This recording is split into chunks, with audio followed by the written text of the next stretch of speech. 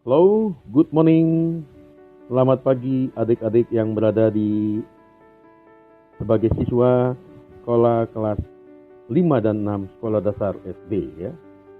Pada pagi ini kakak ingin membagikan dengan tagar tutorial atau bimbingan belajar ya. Tutorial dengan cara jarak jauh ya. Tapi adik-adik bisa merasakan seperti dekat dengan kakak ya.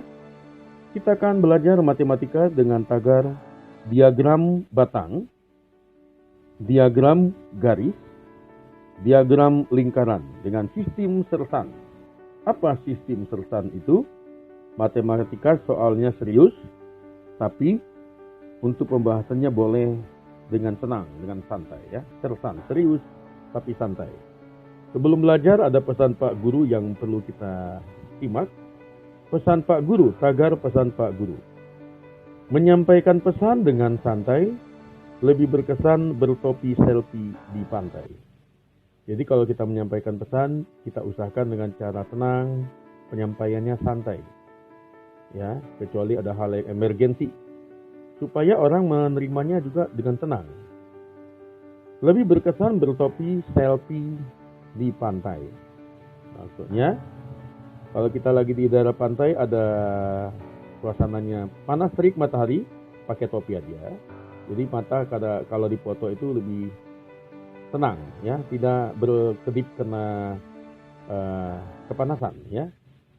Sekali lagi pesan Pak Guru, menyampaikan pesan dengan santai, lebih berkesan bertopi selfie di pantai. Ya, tagar kita kembali tadi soal cerita ya. Dengan juga tagar kita lawan COVID-19. Dengan matematika ini kita turut mengajak adik-adik untuk melawan COVID-19. Nah, kita akan lihat soalnya apa ya? Apa soal yang serius ini? Pada suatu pendataan terhadap 100 orang remaja yang terpantau melakukan pelanggaran peraturan PSBB. Kita tahu PSBB itu adalah pembatasan jarak sosial berskala besar, di mana salah satu peraturannya adalah kita tahu ya, untuk memutus rantai penyebaran virus corona kita harus katanya membuat jarak, kalau boleh sih lebih dari 1 meter ya, 2 meter. Kita juga tidak bersalaman atau berjabatan atau bersentuhan tangan, kita tidak terlalu berdekatan ya, dan juga kita harus memakai masker. Itu salah satunya. Selain itu juga kita harus rajin mencuci tangan dengan sabun desinfektan ya, hand sanitizer. Ya. Terdapat katanya ya, di data itu dari 100 orang ada 32 orang keluyuran tidak pakai masker. Padahal seharusnya masker itu penting ya adik-adiknya untuk menghambat keluar masuknya virus dari orang yang terjangkit ya, batuk atau bersin yang bervirus kepada orang yang belum terkena penyakit. 28 orang mengaku malas mencuci tangan ya. 15 orang tetap mengerumpi ngobrol berdekatan sekali. Dan sisanya kerap berpegangan tangan. Sudah dilarang tetap juga ya. Ada yang bilang lupa, ada yang bilang enggak atau ada yang bilang apa boleh buat ya, sebagai teman, nggak mungkin dong nggak berpegangan tangan.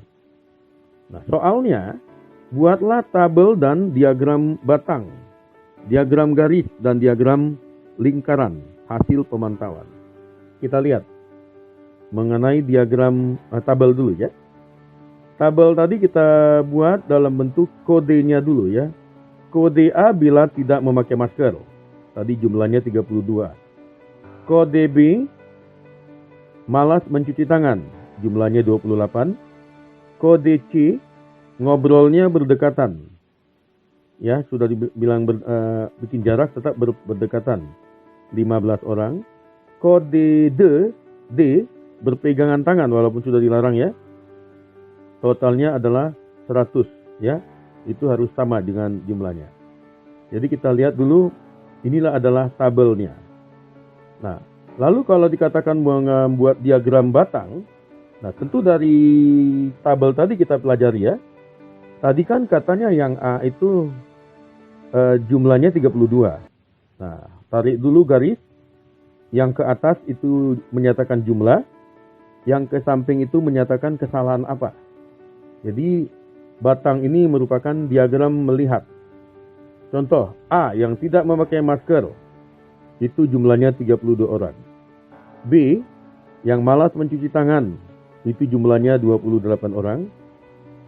Diagram batang C, itu yang ngobrol berdekatan jumlahnya 15. Sedangkan diagram batang D, tangan bersentuhan walaupun sudah dilarang. Itu kita lihat angkanya angka 25. Jadi penggunaan diagram batang itu bisa langsung menjadi membuat diagram garis ya. Seperti tadi ya. Cara membuat diagram garis, titik yang A tadi 32. Tarik garis dari 0 dulu. Titik yang B 28. Tarik dari A ke B garisnya. Titik yang C 15. Tarik dari B ke C, turun. Sedangkan titik D ada di 25. Dari C naik lagi ke D. Itu merupakan bentuk diagram garis. Sama bentuknya dengan naik turunnya dengan diagram batang ya. Itu berdasarkan tabel. Jadi penting banget ya adik-adik ya. Jangan sampai tidak tahu membuat tabel. Tabel ini diambil berdasarkan data. Jadi kita membaca data, dipindahkan ke tabel, supaya lebih mudah melihat datanya. Nah, bagaimana dengan membuat lingkaran? Cara membuat diagram lingkaran ada dua. Satu metodenya metode persen. Yang pertama adik-adik ya. Ingat dulu kalau 32 dari 100 itu adalah 32 per 100. Berarti 32%. Yang B, 28 per 100. Itu berarti 28%. Yang C, 15 dari 100 itu namanya 15 per 100. 15%. Sedangkan yang D, 25 dari 100 itu namanya 25 per 100, 25%. Di dalam bentuk diagram lingkaran, kita buat lagi yang tipenya seperti ini ya. Yang A tadi 32%, yang B 28%, yang C 15%, dan yang D 25%. Ingat, satu lingkaran penuh itu 100%. Jadi kalau cara mengatakannya, kita harus membagi dulu ya. Kalau semuanya itu jumlahnya 100%. Nah, sekarang bagaimana dengan diagram lingkaran yang menggunakan derajat? Nah, kita lihat adik-adik ya. Tadi yang A itu 32%. Itu sama dengan 32 per 100 dikali jumlahnya kan tadi 100 ya. Nah, sedangkan derajat itu kan jumlahnya 360 derajat kalau semua. Jadi cara menggunakannya adalah 32 per 100 dikali 360. Itu semuanya kalau dijumlahkan, A itu adalah 115,2 derajat. Sedangkan yang B tadi 25%. 25 per 100 dikali 360 derajat.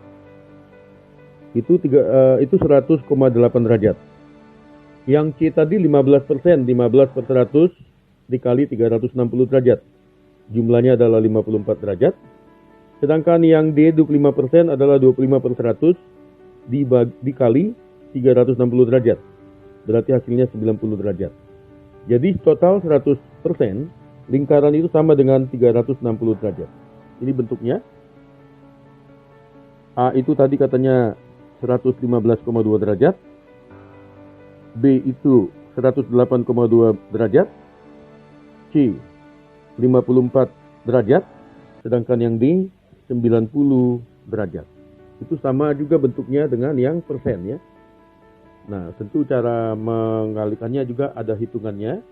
Di pelajaran berikutnya nanti bagi adik-adik yang ingin memperdalam, silakan rajin membuka YouTube channel YouTube Brother ya, namanya Rudi Hutahayan. Ya, ajak teman-teman yang lain, bagikan kepada teman-teman grupmu ya, supaya sama-sama belajar, terutama yang belajar di rumah. Jangan sampai kebanyakan nonton TV atau ngobrol atau bermain. Gunakan waktu yang banyak untuk belajar juga. Apalagi kalau pelajaran sekarang secara online, tidak semuanya didapat dari bangku kelas ya. Adik-adik lebih harus dituntut banyak menambah ilmu. Boleh menambah ilmu melalui channel YouTube Kakak Rudi Hutahayan. Bagi yang berbaik hati kepada teman-temannya, bagikan lagi ke grup-grup adik-adik dan ajak belajar bersama. Semoga bermanfaat. Ya, semangat belajar adik-adik. Ya, thank you very much. Ya, terima kasih banyak.